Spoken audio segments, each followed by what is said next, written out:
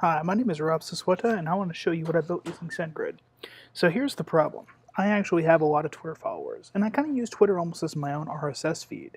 And as a result, I get a ton of links that come in every day, but I can't be watching it constantly. What I really wanted was a digest of all of the links that were posted every day so I could keep on top of the important news. So I built Cheepletter.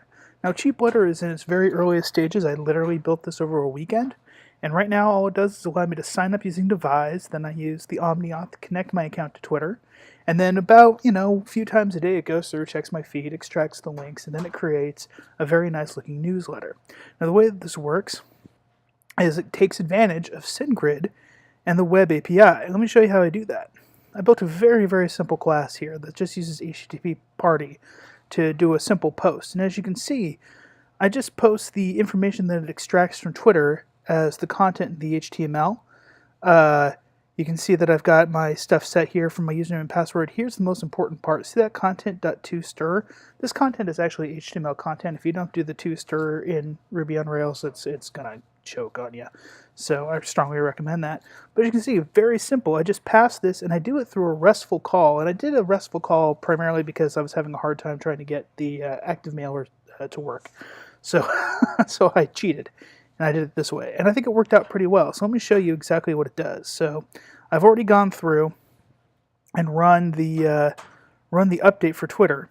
So it always does that. So all I have to do is call this one method. It goes through. It says it's sending the email. I come back over here, check my inbox. You can see I got a brand new message. I hit show.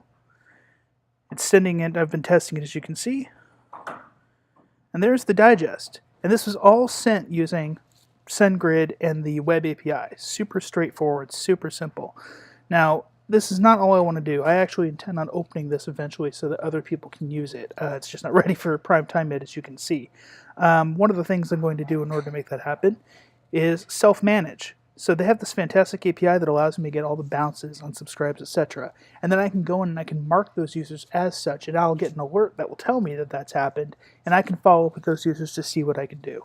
So this is what I built using SendGrid. The entire process took me about, a weekend to do the Twitter calls and the processing and the extraction of the links, and there's still so much to do, and as you can see, it's totally, totally ugly. But the most important part, the SendGrid part, it took me about 10 minutes. And the only reason it took me so long is because I hadn't figured this part out.